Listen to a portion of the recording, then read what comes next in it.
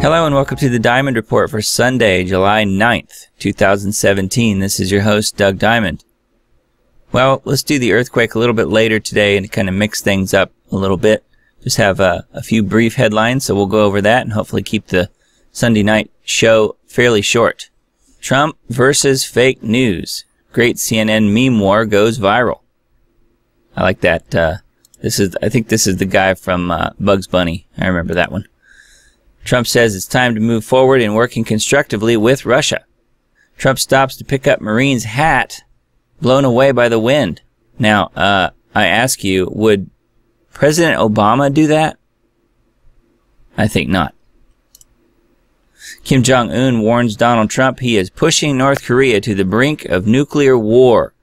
Look, it looks like he's getting ready to press the button right there. He looks really mad. And this guy's got a special pin, probably with some sort of secret invisible ink or something. I don't know. Angela Merkel at G20, quote, I deplore U.S. leaving the Paris Climate Accord. Merkel said U.S.'s decision to leave the climate accord would be irreversible. Well, that's good news. I'm glad it's irreversible because we don't need to be involved in that mess. And she says she deplores it. So does that make her a closet Trump fan? Because, as you know, Trump people are the deplorables. So Angela Merkel is now a deplorable. Or is she? Pope Francis decries the very dangerous alliance between the U.S. and Russia. That's on Breitbart. Well, how about the very dangerous alliance between Mr. Pope and the New World Order? Globalism. How about that dangerous alliance? Or the dangerous alliance between the Vatican and Satanists, because they're one and the same.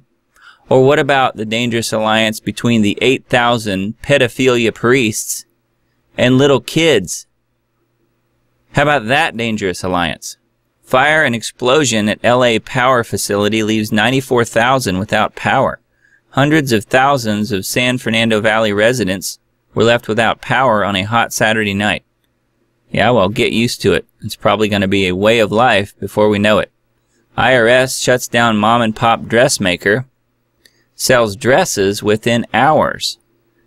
Agents auctioned off before their very eyes the family's entire life savings for pennies on the dollar, a lawsuit says. China tests self-sustaining space station in Beijing. Project aimed at creating self-sustaining ecosystem that provides everything humans need to survive. And from one of my favorite writers, John Rappaport, he asks the question, is Trump's investigation of vaccine dangers dead? Does Trump want yet another media war, this time over vaccines? It's a good question. Remains to be seen. Ivanka Trump and women. Trump pledges $50 million to help women entrepreneurs. Sad Hillary Clinton pondering frontline role in midterm elections. Clinton has her eye on districts in which she defeated Donald Trump, according to source. That's on Breitbart. Warmonger Lindsey unloads on Trump. He says the blind spot on Russia is undermining his entire presidency. At the end of the day, he's hurting his presidency by not embracing the fact that Putin is a bad guy. This is from Lindsey Graham. He is the definition of bad guy. Queen Elizabeth hires first ever black assistant. Okay, here we go. We just passed Prince Charles's 96-month deadline to save the world from ecosystem collapse. This is on the Daily Caller. Well, the ecosystem is collapsing. Anybody that puts a timeline on it is really stupid. And Prince Charles tops the list of people who are really stupid. But he's not wrong to say that we have ecosystem collapse, because we do. The problem is the mainstream media, the fake news, doesn't report on it. They totally ignore it. But it is happening. Anti-Fascist, anti-Trump protesters applaud speech comprised entirely of Hitler quotes. Let me read that again. Anti-Fascist, anti-Trump protesters applaud speech comprised entirely of Hitler quotes. Yes, really. Donald Trump Jr. and Jared Kushner respond to meeting with Russian lawyer. It was a short introductory meeting, Donald Jr. says. Can North Korean missile carry several nukes? Analysts spot ominous cone-like tip on the new long-range missile that could avoid U.S. interceptor and launch multiple warheads. That is not good news. The Economist says get ready for a world currency by 2018. Trump reveals plan to create an impenetrable cybersecurity unit with Russia to protect the U.S. elections from hacking in the future after friendly handshake meeting with Putin at the G20 summit. So we're going to set up a cybersecurity unit to fix something that doesn't exist. Scientists fear grid failures during solar minimum. This is on SHTFplan.com. Well, we just had a grid failure in LA tonight. Heatwave in California shatters a 131-year record as temperatures soar to 110, sparking wildfires across the state as 300 residents are evacuated. Downtown LA reached temperatures of 98 degrees on Saturday, shattering previous records and the highs of 95 degrees set in 1886. U.S. government is authorized to rig all markets, Gov't secretary says. Wells Fargo preparing for collapse crisis. Insider says bank is preparing for emergency scenario. Lindsay Lohan says Pedos run Hollywood and they murdered Heath Ledger. Thousands are evacuated from their homes as wildfires rage across the western U.S. and Canada. North Korea on standby for biggest ever nuke test as Trump vows to end Kim threat. As I said yesterday, and I think several days prior to today, I think we are headed toward absolute war with Korea. I have no idea to what extent, but just be watching for a false flag. That's all I can say, because they're going to have some sort of false flag that's going to draw us right into war. Threatening or bluffing? Is the U.S. really ready to strike North Korea? It's on Sputnik News. Well, it doesn't really matter if the U.S. is ready. The point is the globalists are ready. The military-industrial complex is ready. That's all that matters. They're the ones that run the show. Angela Merkel's nightmare. Chancellor forced to defend G20 in Hamburg, marred by riots. That's on the Express. Paul Joseph Watson destroys George Clooney. Following report, the pro-refugee actor is fleeing England over terrorism fears. Yes, that's right. He'll stand there and open the door and let them all in, but then he runs away. That's on the Gateway Pundit. North Korea warns of nuclear war after U.S. bombers carry out provocative live-fire drills. That's on RT. About 500 Hamburg policemen injured in clashes with protesters during the G20.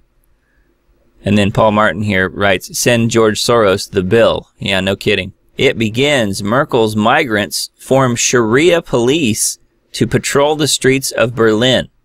That's on the Gateway Pundit. Church of England votes in favor of marking a person's gender transition with religious ceremony. And good old Pope Francis says world government must rule the U.S. for their own good.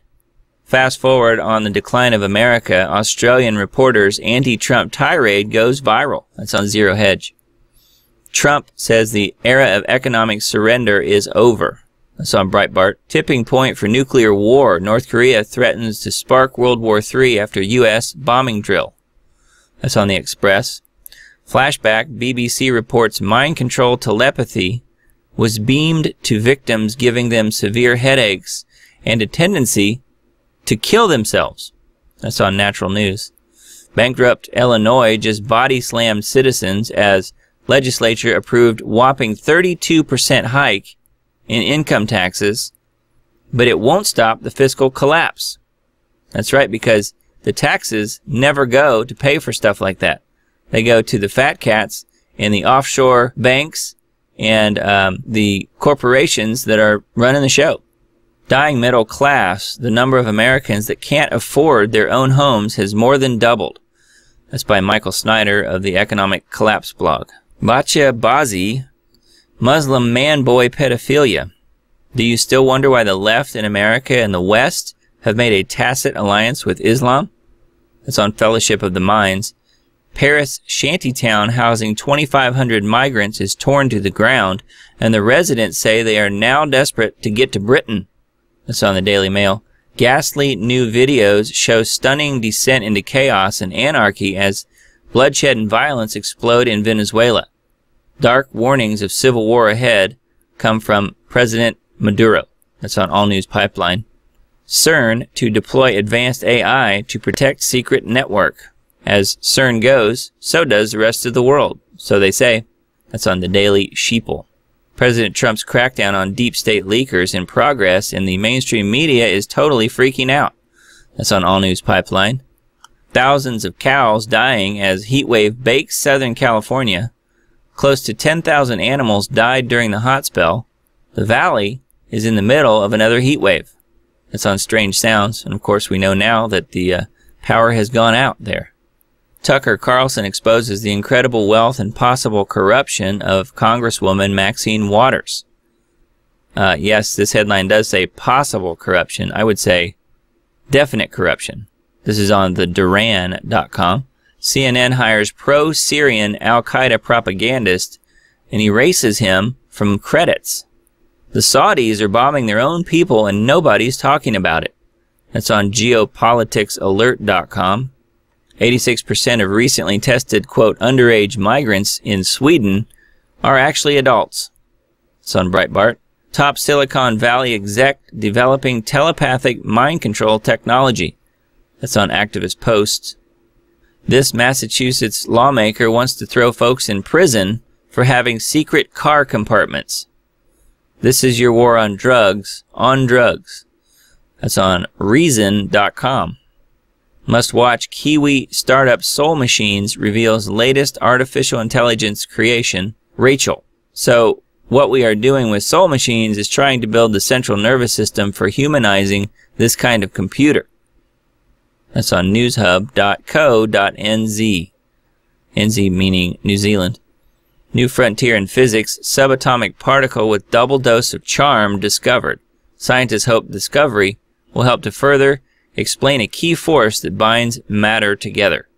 That's on RT. Mummy DNA may prove ancient Egyptians descended from son of Noah exactly as the Bible describes. That's on Breaking Israel News. What to expect from the government after the SHTF. And I think you know what that means. As the excrement hits the fan. Steve says this is an extremely important flashback. Beware of Clinton's Web of Treaties by Phyllis Schlafly. That's on eagleforum.org. Talk about incredible. Microburst hits downtown Pittsburgh. Steve says a true microburst is where jet stream winds approaching 300 miles per hour touch down instantly. This is more of an airane burst. Fukushima leak biggest threat to humanity and Earth. Steve says Fukushima rainwater is the cause of over 10 million deaths in the US, Canada, and the UK. This is on myDailyInformer.com. This is not normal. Another rogue planet detected, maybe within our solar system, as 2013 meteor strikes the moon story is recycled in 2017. Predictive programming? That's on All News Pipeline.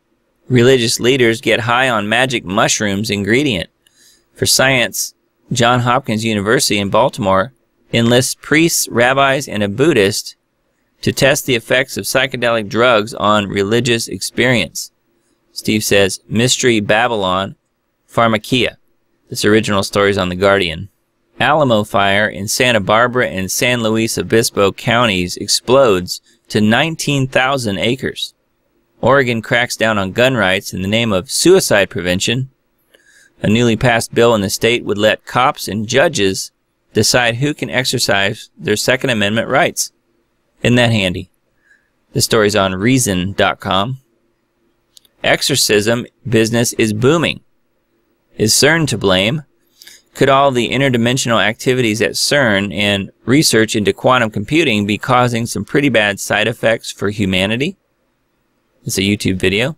Putin asks for proof and evidence of election interference after President Trump confronts him, contrary to CNN's fake news before the meeting. That's on All News Pipeline. Trump uses the G20 conference to shine the light on DNC illegal activities. The American media is silent on the G20 reaction to DNC's curious avoidance of the FBI.